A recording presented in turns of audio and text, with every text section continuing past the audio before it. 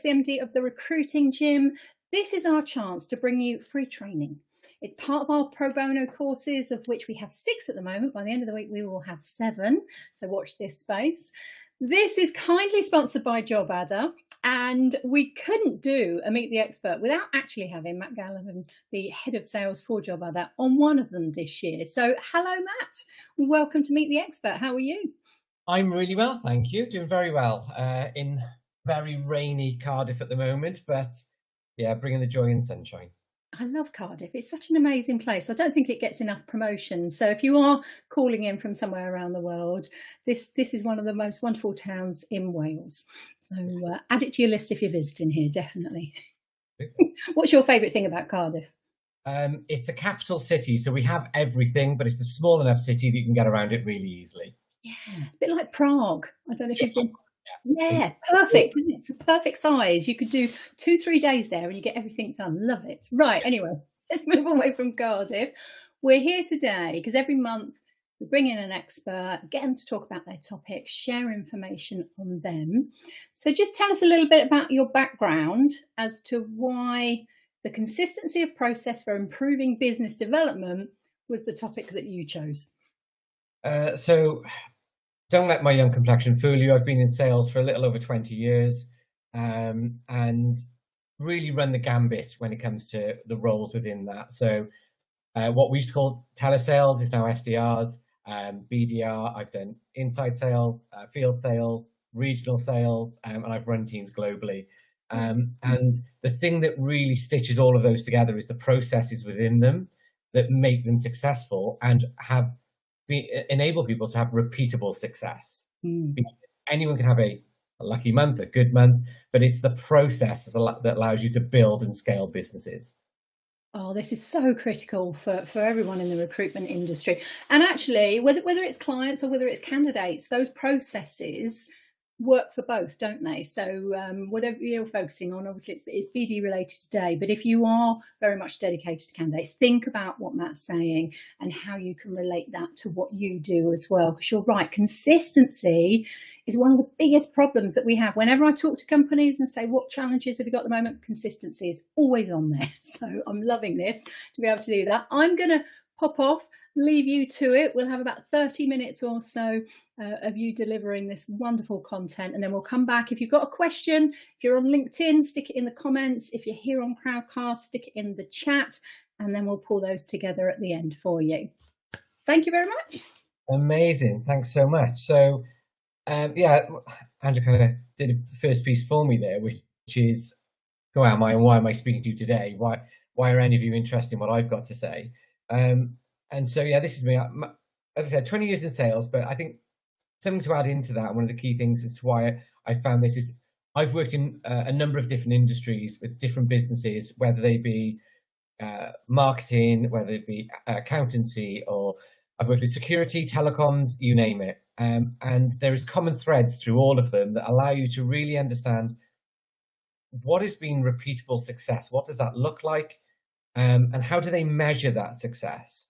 Because it's all well and good patting ourselves on the back to say, yes, we've made 100,000 in a quarter, but to look back and realize it's cost you 120,000 to get that business is not great. So it's understanding those metrics. And for me, pulling from different industries, and I've been in this industry now for a little over 10 years, I think it might be 11 years now, in various guises, and I've worked with both agencies and suppliers on that scale-up journey, growth journey, going into new markets and releasing new products. And so where my experience comes from is the hands-on experience, as well as the that C-suite board level of reporting and making good on those promises that we make at the start of every period, saying how good we're going to do.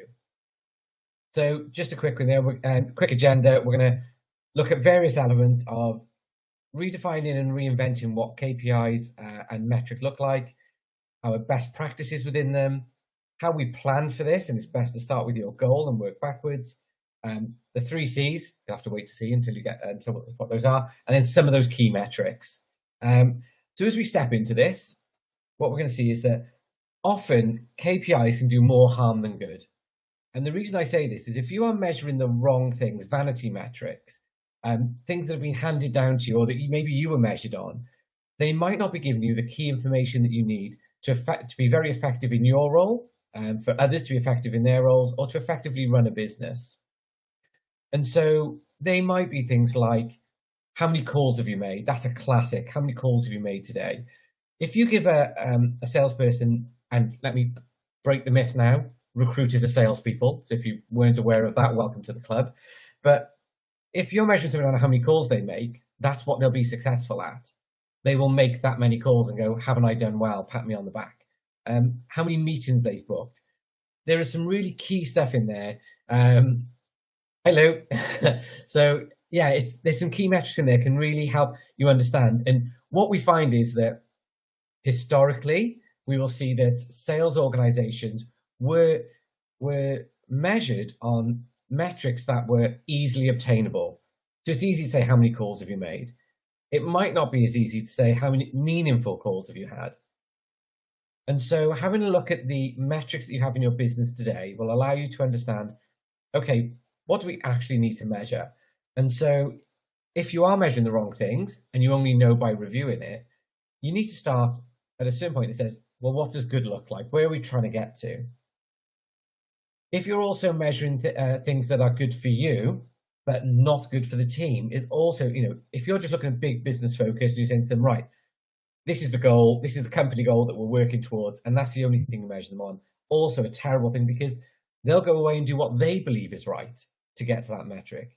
It's got to be shared metrics. And we'll come on to that shortly about what that means and how you can truly share those metrics so that they're really effective. So what I've spoken about so far is measuring activities, calls, meetings, and that's meetings with candidates, meeting with clients, interviews booked. What we're actually looking for is, what's the outcome that drives that metric? So it might be, if we start with maybe a company target and we work down, we might say, okay, well, we are looking at making 120,000 this quarter. What do I need you to do that? So to get that, we're going to step down and say, actually, I need X number of meetings. I need X number of interactions. I need this many signed contracts. I need this. And then understanding what metrics make up each of those. And then that what you have there is your OKR versus your KPI. KPI, key performance indicators, we've all heard of them. They've been going for a million years. What I find that a lot of agencies don't use is OKRs. And what that is objectives and key results. What's the objective? Hit our target. What are the key results that are going to get us there? Well, understanding your conversions are key to that. As we step through, you'll see that there's some activity that is good activity, some that's poor. So saying how many calls we've done, but other activities outside of that might be things like, what's the activity on our social channels? Are we providing content that people are saying, yeah, I like that, that's great. Candidates are engaging with it, clients are engaging with it, they're commenting, it's adding value to what they're doing. Are you getting buy-in from the recruiters? So part of that activity might be, thanks very much. Yeah, so they are key to measure activities versus the results. And here's a key thing to point out is that if you're getting recruiters buy-in, and I'll speak from personal experience with the team I've got right now, is I will sit down with them and say, this is what our goals are. Do you think they're achievable? How do you plan on getting there? What support do you need from me to get to that goal? It's not a here's your target, off you go. It is a discussion that says, what do we need to do to get there? Because I do not have the monopoly on good ideas. They might bring something to the table that I've not thought of. Great, let's do that. Let's run a campaign. Let's do a webinar, very much like this. Let's do video content, whatever that may be. And it's the quality and not just the volume. Great, I've had all of these likes on a post that I've put out, but none of them are in my industry or looking to buy. Not interested. Whereas if you have the likes 3 comments where somebody's saying, this is really interesting, tell me more, quality is there. We all know that quality over quantity is a key imperative, but are you measuring that? Are you measuring what good looks like? And then a big one for me, which is always plan backwards. So I will take my target, and when I split it amongst the team, all teams are not created equal.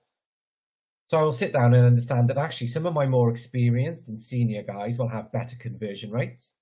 They will have a black book that they can open. They will have processes that work for them, and so they will actually deliver and achieve higher results than somebody that's lower in my team. If I have a blanket KPI that says 5 meetings is what good looks like, my more senior, more experienced people will get to that 5 meetings no problem, and the people who are really struggling or maybe new will be struggling to get up to that to see what that metric looks like. Where I'd be better saying, actually, for somebody that's scaling up, 2 or 3 is what good looks like here, and 8 is what good looks like here. And this is how I break that up amongst the team. We don't have team targets that are just split equally amongst everyone. One of the things I do is that although some of my team have the same monetary target, how they get there may be different. The breakdown of their deals. So for a recruiter, it might be that you have some people that has to place 5 candidates and somebody that has to place 2 candidates to get to the same financial figure. And so again, breaking that down, that is, every team doesn't have to have these blanket KPIs or OKRs. They can be individuals, the KPIs and metrics, OKRs that build towards a larger goal. And again, they might be working towards the same goal with very different measures and key milestones in there as well. And here's just for those, because I mentioned OKRs a lot, just a quick definition that I've stolen straight off Google, because there's loads of definitions out there. This isn't mine. It's completely plagiarized off Google. The OKR meaning and definition of examples is used that it stands for objectives and key results. It's goal setting. It's a methodology. And this is about challenging and putting really big, what we used to call a BHAG, a big, hairy, audacious goal. What is the big goal that we're all working towards? It might be a company or team or divisional target, but people are buying into. And then how do we track the progress towards that? Are we all aligned on it? And what are the measurables? Here, the key difference here is KPIs measure activity. What are you doing? OKRs measure how are you going to get there and what are you doing? And so just a key differentiator there, because I'm a nightmare for throwing out acronyms. I love a TLA, a 3-letter acronym. And if you've got any questions about anything that I'm saying in this, throw them in the chat. I'm happy to answer them. So as we start to look, some of the best practices here is, do you have the right focus? I had a call earlier today and we were discussing the temp versus perm market. And that's what good looks like within an agency. If you're a specialist or a generalist, do you have the right focus? That focus might be you are a 360 and you're spending all of your time with clients because it's easier than speaking to candidates. It might be the other way around. Where does your focus need to be? And where does your targeting and OKRs need to be for those individuals? And that comes from discussing with them, as I mentioned earlier, and sitting down and understanding what they do. So I might sit with somebody and they say, Matt, not to worry, I've got loads of candidates. They're coming out of my ears. Like, oh, great, but your focus now needs to be on jobs. Where are the roles to fill? Where are the companies who are hiring? Who are you speaking to? And they go, oh yeah, that's definitely something, but not to worry, I've got all these candidates. So make sure that their focus is always on the right things. And if you're the leader of business, or even if you're taking control over your own desk, you need to ask that question quite regularly. Where is my focus? What does it need to be on? And it's okay for focus to change as markets change, as needs change. All of that is fine. But remember, it's a team effort. A team of one is no team at all. And so when you've got to be prepared to share the learn with people. I've done this and it's working really well. What's working well for you? What technology are you using that helps you? What does good look like? Are you using, a scraping tool? Are you using a CV parser? What's working for you? And equally, what's not working for you? Make sure you share the learn. And something that we, as an industry, we're a people industry. We speak to each other all the time, but we don't share with maybe other agencies what's working and what's not. There's so many networking groups out there where you can just have these open discussions about, look, I've tried this, or this isn't working for me. What are other people doing? We're really good at that as an industry about sharing it, but you don't have to do it with a competitor. Do somebody who's just a like for like for you. So it's definitely, share the learn, work together, and then build the understanding of your teams around that. By the way, this has had success over here. This is how I want to implement it here. How do you see it working? What are the barriers? What can we do? What does adoption look like? What does good look like? Help them to buy into that process. I've had managers in the past that have been like that. I've had managers in the past who have said, no, this is how you do it. Go away, make it happen. And what happens is people go away and do it all in a slightly different way. And you get slightly different results. So for that consistency, focus, work together, and just build the understanding of your team, the teams around you, the support teams, not just those who are customer candidate facing, but those in finance. Maybe you've got sources, maybe you've got admin people. Get their buy-in as well, so they understand the whole team is working towards one process. And these best practices, you then need to, so you've brought them in, your team understand them. You then need to look at, okay, what are we measuring? Great. We're going to customize it to work for our business, and that's great. Is it a key to our success? Yes, great. And then we keep reviewing that on the process, and it keeps working. We're going to look at our metrics. We're going to say all the time, how do we refine it? What good looks like this quarter might not be good next quarter, depending on the industry, the market we work in, depending on the people you have on your team, what's going on in their personal lives. You need to keep changing those things and reviewing them. And that change might be something as simple as, okay, I'm going to take somebody off one desk and help them on another desk because I know that person's got their wedding in the next couple of months. They're focused that they're going to be out for a couple of months. It's a good chance to share some learn with what's going on. Always looking forward and looking back to review, looking forward to see what changes need to be made. Now, this is when, again, this is a Greg Savage quote. The most important metric to track in a candidate short market is the seduction conversion rate. Now, I'm going to touch on this very briefly, but at the end of this, I've got a QR code where we've got a free downloadable for you that explains this in detail. But it's great when you get lucky loos. Somebody that comes to your website, I'm looking for a career change, and you don't actually see anything from it. But what are you doing? What activity are you doing that is bringing in candidates or bringing in clients? You can also apply that to clients. But this will be different for every business depending on what your outreach model is and what are you a 360 or 180 desk? Are you a temp or perm? These differ business to business. And this is only a half an hour session. So what I'd say is I put this in here because I'd like you to, at the end, to download the ebook. It's a nice short book. It's packed full of good stuff. But this is explained in there, and I'd really like you to do it. That's the only reason I put this in. Make sure you do the download. It's a fish hook for you to do the download. This is where I start, though. I plan backwards. So the business gives me a number. That might be a monetary number. That might be a number of new clients. That might be a number of new candidates, whatever that is. And then I plan backwards from that big number with lots of variables to consider. And in here, the market we're in. So if we're in the UK, we've just announced that we're in a recession. Is that going to impact the industries I'm in? Is that what my customers are telling me? Is that what I planned for? I may have planned for growth over the next 18 months. What kind of growth am I going to see? Am I in a contingent, exclusive, or retainer agreement with my clients? And how is that going to affect what's going on? Can I see more money from certain parts of it as I push them in there? What can I rely on? What is my bread and butter? What level are you recruiting? Are you recruiting juniors, seniors, middle management?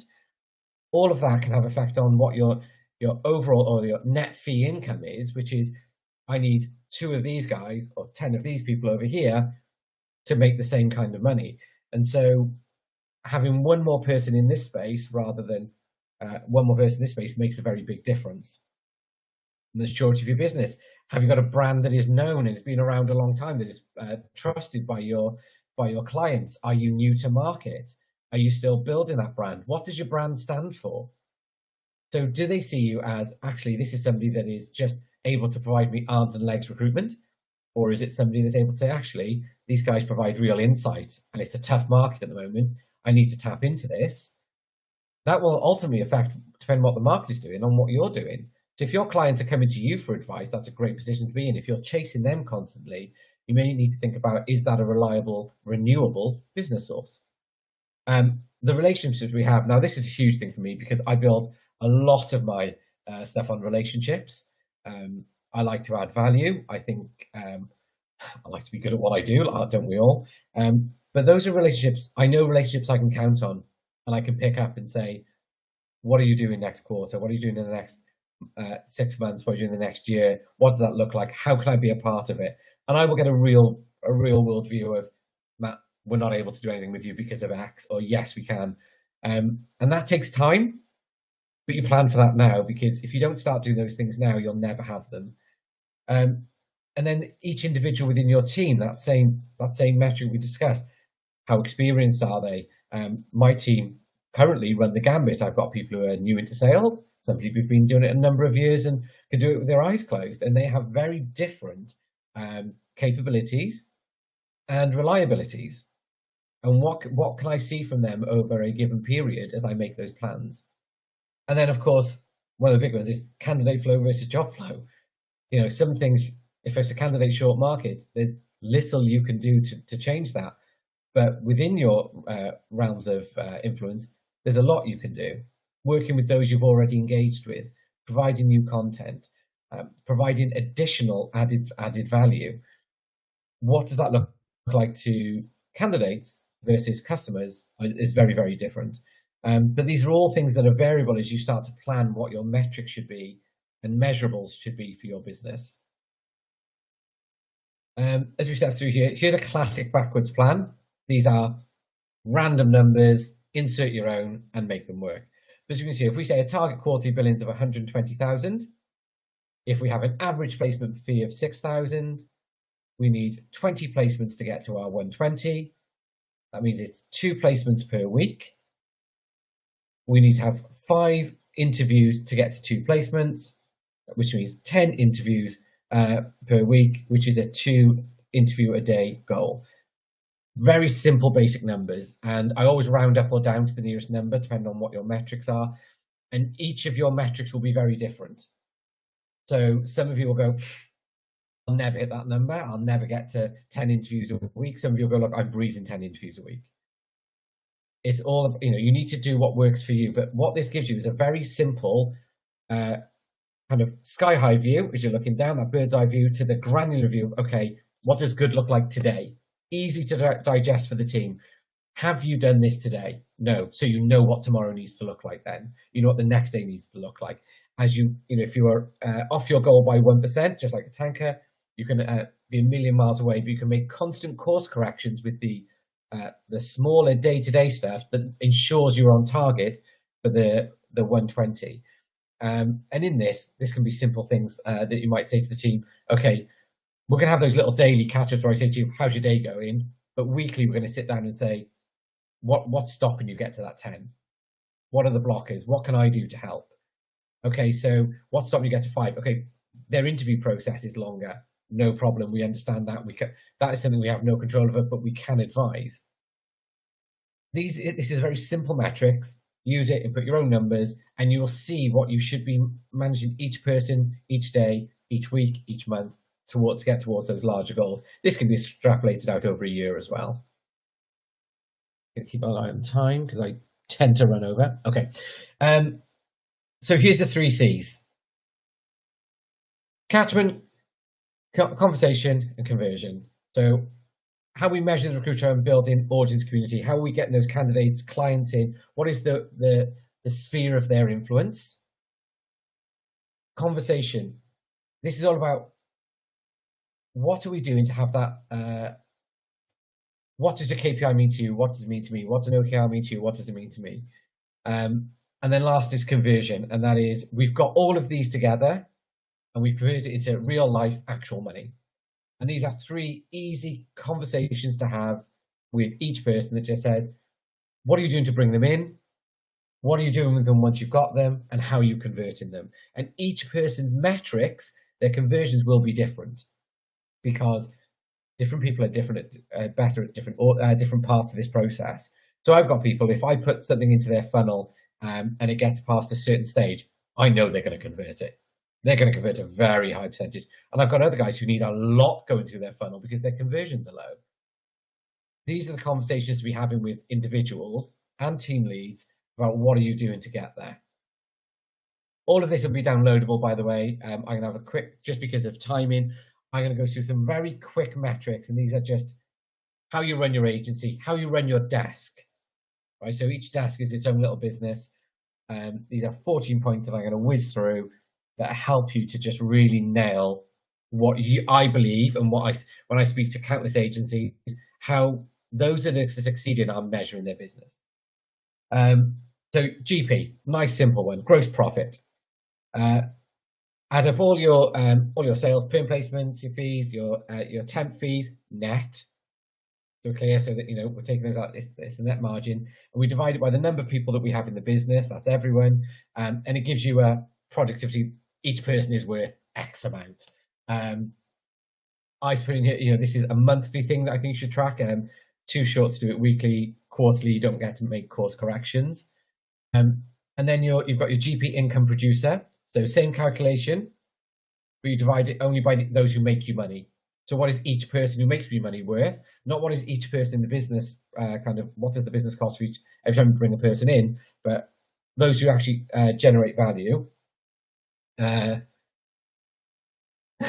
said that somebody had 10 as their target in 89, just showing their age there.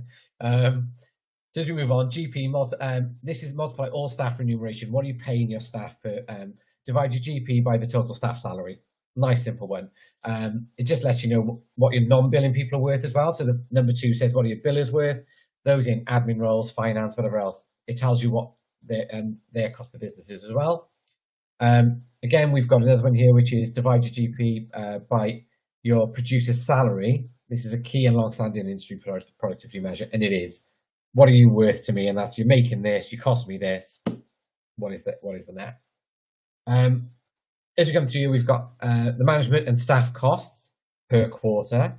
And so, as I said, we're starting to get a bit wordy, and this is why I put this all in a download, by the way. This nicely shows you, you can take all your salaries and on cost, and you divide it by your total GP, and the lower you've got, the better. So the lower your cost, the better, obviously. This is then we've got a temp contract GP rate, and I put your business may be very different. This is a anecdotal. A robust business will have 50-50 from its temp operations. It's keeping temp keeps the lights on, and the other is just pure profit. When you get your perm placements, they're chunky, it's big money in, but as we say, they tend to disappear. And so if you've got a temp business that pays your salaries, keeps the lights on, pays your taxes, that's great, because everything else, then those big chunky ones in, it's just profit in your back pocket. And then we've got the Nirvana. Number 7 here is temp contract GP versus your total operating cost, and that's what I was talking about, keeping that money flowing in. We've got the same for marketing. Gets fed up with the sound of my own voice, so I'm going to move through this quickly. Many owners fixated on this number, and it's what am I spending to attract people in? What does that look like? So if I spend more, how much more do I get, and how much does that convert? Stepping through, we've got EBIT. I have always believed of the investment of a good accountant, but I keep an eye on these things. But if you're a perm only and perm heavy business, your EBIT is a lot higher. One of the things about running a recruitment business often is that our costs or barrier to entry can be very low when you consider manufacturing or something else. And so keeping an eye on your EBIT is key for any business. I don't care what business you're running. But yeah, it's good. Debtor days, again, debtor days, and then we've got total expenditure. And then as we come through here, because I said I'm just very conscious of time, we've got back of house support costs. Again, we're working out the same way. Temp margin. Thank you for the EBIT explanation. And your profit staff member. So this cuts through everything. It's your profit per member coming through. I say these metrics are all readily available. I'll be sharing this. I don't want to bore you by going through all these things. But I did want to do one thing before we finish, and that is you're going to get a sales pitch, I'm afraid. I'm going to tell you what job ad to do. So, because I want to leave this open for questions, and I really do encourage you to put your questions across. We're approaching the half-an-hour mark now, but Job Adder is a CRM that was built by recruiters for recruiters. a very easy to use platform that allows you to have your candidates and jobs in one place and manage the process from start to finish. We're an Australian company backed by Seek. We have thousands upon thousands of customers who use this and feedback into our roadmap that says what good looks like. And we use real-time information from their usability that allows us to say what is the best way to use this. And of course, one of the things we have in there is KPI measurement and analytics. So all of what I've been talking to you about today can be measured within Job Adder, funnily enough. But we encourage you, if you have any questions, please put them in the chat, or I'd be happy to answer them. But I'll end with this. And so there's I can leave that on for a second, so you've got that, which is the QR code. I've been using metrics to measure teams on different continents, in the UK, in different industries, different disciplines. The one thing that I've always come back to is this, and it's just to wrap up what I've just said, which is get the team's buy-in. So it's best felt than telt. Don't just tell them this is what it is. Get them to understand it, explain it, ask questions, understand what they're working towards. Make sure that you've worked out these metrics, that they are business focused and not just there because they've been handed down ad infinitum from eons before. Right things and you're measuring the wrong things, stop it now. It's never too late to make that change. So have a real hard look at what you're doing. And I would encourage any of you, I'm very sad. If you want to reach out and chat these things through, you can get me on LinkedIn. I'd be happy to have a discussion about what we do at Job Adder, but also just how other businesses are using KPIs, technology, whatever it may be, to manage their teams and their workflows. But if there's any questions, fire them across now, because I love a Q&A. I love being grilled. I love the stop it now. What are you doing? I'm going to pop that over to the side.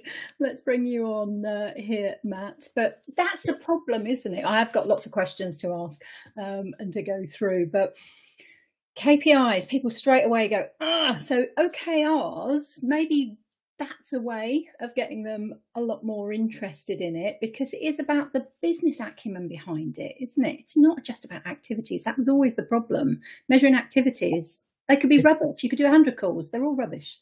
It's the why. And I look back many, many moons ago when I was young and you were even younger. I sat in a contact centre when I was working in uni, and I remember them saying, this is what good looks like. And they had a number of calls on there. And nobody cared about the outcome of the call, so I just made the calls. And everyone was like, Matt, you're great at this. And I was like, am I? Because I don't know. I just make the calls and I go home. Whereas if there was a focus on actually what good looks like, and this is what I mean by the buy-in, is that if you sit down with somebody and say, this creates less work in the long run, you will make less calls because you are doing X.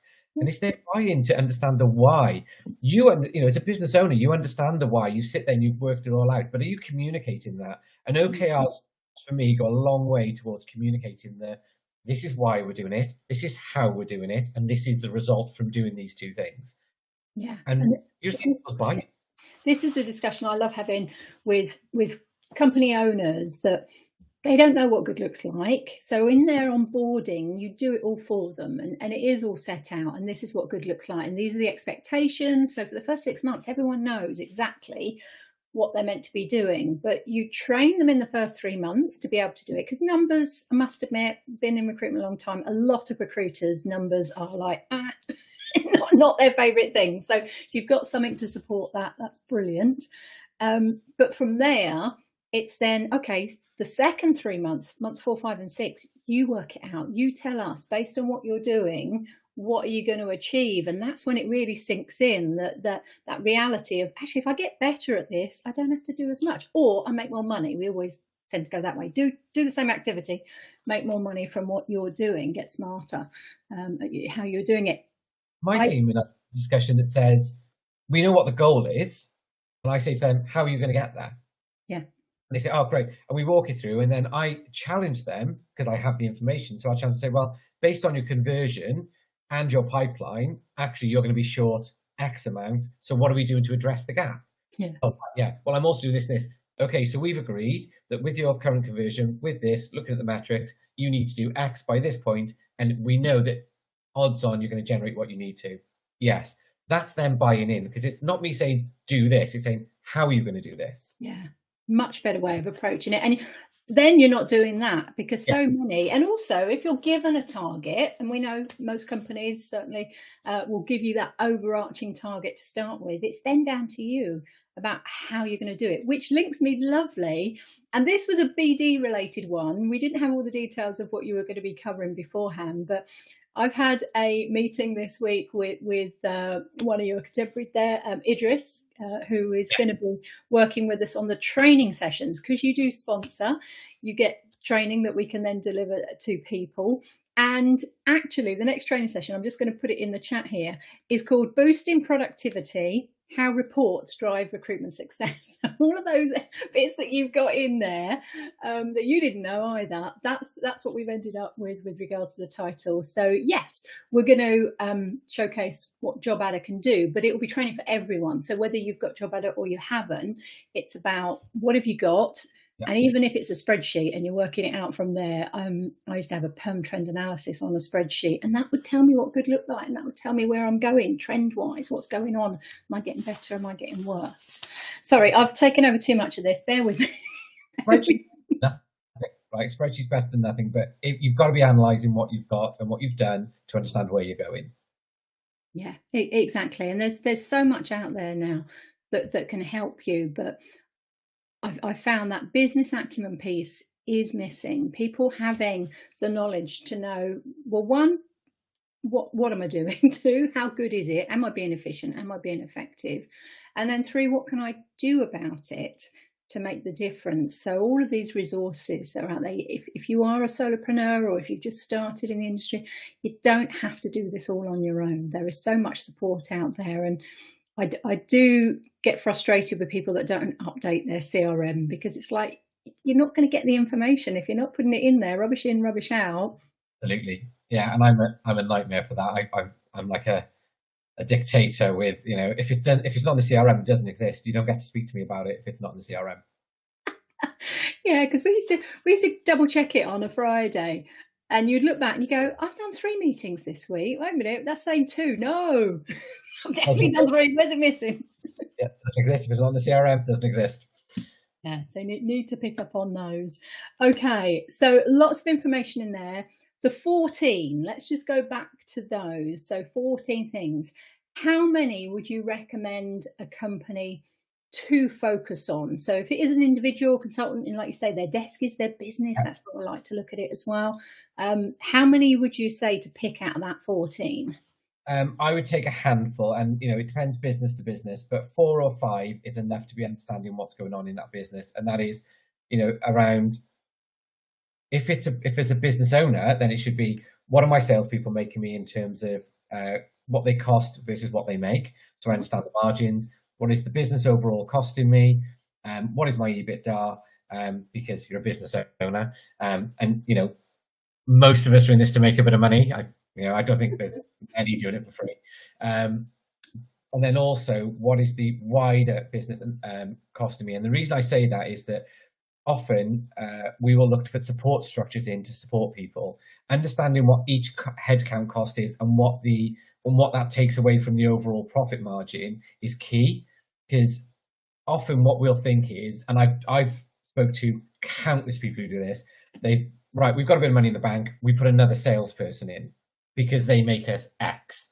And every time I put a salesperson in, it makes me, no, because if you put a support person in, that might lift everyone that you're already paying by $2,000, $3,000. And so understanding what they cost the business, but what their value is to the business is key. When I have my agency, I outsource things straight away. Finance, don't touch it. Get a good accountant in. That's yours. Deliver me the books every month. We had an admin person that did all of our. So it was, first of all, she started off as a sourcer. So she was out there finding candidates. Full transparency, I opened an agency and I'd never recruited before in my life. My business partner was an experienced recruiter. Fine. He ran all of that and I brought the business in. So it's the first thing I said to him was, well, I can go out there and bring business in, not a problem, but I need people behind me to sort these processes out because I've never been a recruiter. I need to learn from people. And so the cost of that was the cost versus the benefit was just not even thought of. But I understood the metrics of how much I brought in, how many roles, how much they cost me, my average order value, which is when people often forget. Yes. What is your average order value versus your conversion rate versus your volume? It'll tell you roughly what people are going to make for you. So I would take, and say it's all in the download, but I would take 3 or 4 of these and focus on them at any one time. And then as you get to grips with those and they become business standard, you incorporate a few more. But it's all there for the taking. It depends on where your business is in terms of its growth structure. Yeah, and talking about those people coming in, I've just put the link in the chats on both LinkedIn and here for you to go to that as well, if you didn't grab it with the QR code. But knowing that that's what makes the difference, because we just get our heads down, we're just working away, we don't take the time to reflect and look at what's happening and see what direction it's going in. We end up somewhere and we put our head up in the end and we go, whoa, what happened there? But if you're on top of it, you know exactly what. Look at this from a BD point of view, is that understanding your numbers really gets to grips with it. It helps you organize everything from your day. So, okay, I know that I need X number of meetings to come through because I convert on an average rate of this. So I know I have to do this. And if I make 2 hours of calling, I typically get X. Understand that conversion really helps you focus on where your time is spent doing BD. So it might be to say, okay, I know that if I spend an hour to putting content together and I push it across a number of channels, I get this much interest, versus how much time I spend on a call, doing outbound calling, outbound email cadences or campaigns, to really work through that and understand, okay, where do I focus my time? That's what these metrics give you, as well as something as simple as saying, really back to basics, which is, and this is a kind of a KPI yield, but is I make X number of calls, I get X number of meetings, I get X number of meetings, I get X number of conversions, and my average order value is this, I'll make this. You can up or down that time, depending on what your pipeline looks like. So if everything's at the back end of your pipeline, yes, you definitely need to spend some time closing that, but you don't want peaks and troughs. So you've got to carve out time to say, I need to be topping it up and making sure I'm doing my calls, email cadences. How far am I getting down my email cadence before I'm calling people? What does good look like? There's so many elements that you can look at in a business, but every business is different. They're all on a different journey, different times. But at least you're measuring something and you're able to show what good looks like. Yeah. And that's where that consistency comes in then, isn't it? Because all too often we'll see people are really busy. And actually it came up on the daily workout this morning. Vanessa was saying that she was getting pushed to do sales calls, but she's like, I've got 50 orders to fill. Why am I doing that? So again, then you can get really smart. It's like, well, you don't want more orders at this point. So those calls that you do, go with the tough ones, because actually if you've got 50 jobs that you're working on, we wouldn't recommend that, by the way, then yeah, you're going to be on a high. You're like, wow, there's all this business, everything's going in. It's probably a bit like 2021 was for a lot of people, 2022 as well. But we started pushing BD in the summer of 22 and people were like, it's all about sourcing. And we'd been doing that definitely for a year or so, but we're like, yeah, but it's not going to be for next year. So get your people trained up now, because next year you're going to need to be finding clients. And if you haven't got those skills, and many people, we've been on pretty much a high for 10 years. There are a lot of people in the industry that don't have this skill that you've been talking about. So we need to get it out there. So thank you for that. Yeah, that's fair. You mentioned that I was speaking to recruiters just after the pandemic, and they were bringing people on who are only used to kind of being order takers. If you got this, we're now asked to BD for the first time and don't understand it. So yeah, it's a scary time, but no, thank you for having me on. No, our pleasure. And like I say, this topic, it's a bit after my own heart anyway. The fact that we came up with the next training sessions that we're going to be doing through John Better around boosting productivity and utilising reports and data. We've got analysis to planning coming up. Plus, we're doing Hiring Happenings podcast, which is about more a PESTLE analysis. So another level up as well. So UK for the first 6 months, then global. What's going on? Political, economical, sociological, technological, legislative environment. that affects everything, and therefore we're bringing you guests that are experts in that field that will then break it all down. So this month, brilliant economics. You started off with the fact that we're technically in a recession, but what's lovely is it doesn't feel like it, does it, Matt? Because the recession is for the last 6 months of last year that they're talking about, and that was pretty dire. Doesn't feel like it January, February. Not what I'm hearing and what we're seeing in the market. We've had year-on-year growth, and we're speaking to people who are talking to us about growth, how we're going to grow, what markets they're going into. So, yeah, you know, it may change, but that is not the feeling that I'm getting from speaking to people at the moment. Brilliant. Oh, look at that, 15 seconds over. Pretty spot on. Thank you so much for your time. We've got the report there. We'll put all of this into Meet the Expert. This is session number 39. So if you weren't aware of it, do click on the green button in the Crowdcast here or on the link in LinkedIn. Feel free to join us and have a look at the other 38 sessions and what you've missed in this time. Thanks, everyone. Bye-bye. Oh.